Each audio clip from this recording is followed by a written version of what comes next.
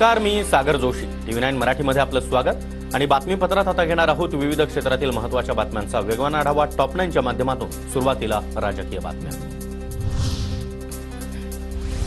विनोद तावडेंसाठी अनेक पर्यायांची चर्चा सुरू. तावडेंना भविष्यामध्ये मोठी जबाबदारी मिळणार, चंद्रकांत पाटलांचं सूचक वक्तव्य. भाजप नेत्यांनी नव्या अध्यक्षांच्या निवडीची जबाबदारी राष्ट्रीय स्वयंसेवक संघाला दिल्याची सूत्रांची माहिती, तर ओम माथुर, सुनील बन्सल यांचं नाव चर्चेत. 18व्या लोकसभेचं अध्यक्षपद दक्षिण भारताकडे जाण्याची शक्यता. भाजपच्या डी पुरंदेश्वरी यांचं नाव चर्चेत. डी पुरंदेश्वरी टीडीपीचे नेते चंद्राबाबू नायडू यांच्या मेहुणी.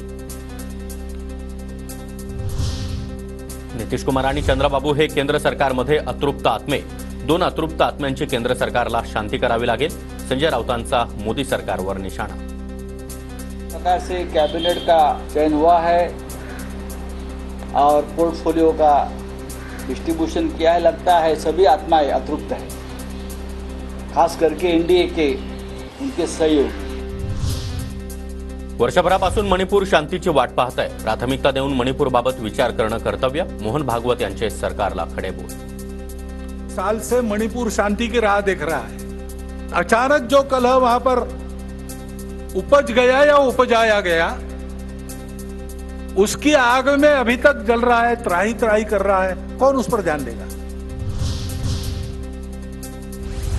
गोड बोलून माझा काटा काढण्याचा सरकारचा प्रयत्न सुरू. सरकारला जाणीव असती तर मागणीची दखल घेतली असती. मनोज जरांगेंचे राज्य सरकारवर गंभीर आरोप. गोड बोलून काटा काढायचं काम करत असते ना, एका दिवसाचा अंदाज दिसतोय. मग तातडीनं मार्ग काढतो म्हणायचं. 5-5 दिवस होऊ द्यायचे. त्यांना जर मराठ्याची माया असते 4-4 दिवस उगूच दिले नसते त्यांनी. मनोज जरांगेंनी चर्चेसाठी 10 जणांची टीम तयार करावी. अभ्यासपूर्ण समिती तयार केल्यास तोडगा निघू शकतो. चंद्रकांत पाटलांचं जरांगेंना आवाहन. 10 जणांची टीम तयार करा. कारण आंदोलनामध्ये या 10 पैकी 10 गोष्टी पूर्ण झाल्या की मग मी उठतो असं नाही चालत. बऱ्याचशा गोष्टी त्यांनी जर अभ्यासपूर्ण टीम तयार केली तर संपतील असं मला वाटतं.